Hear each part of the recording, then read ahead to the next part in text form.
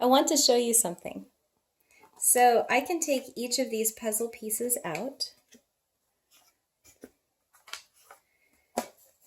and then I can put them back in.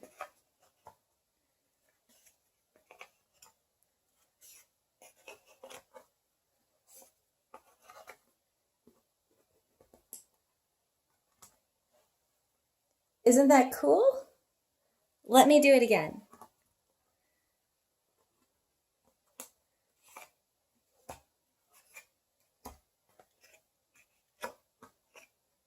Okay, and now we'll just put them back in.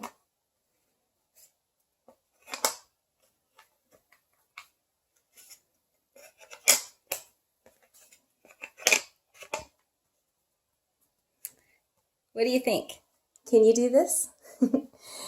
There's a template so you can cut this out yourself and just use paper, but the idea is the same. How do you think this works? What do you think's going on? Have fun. This is Aurora with Supercharged Science.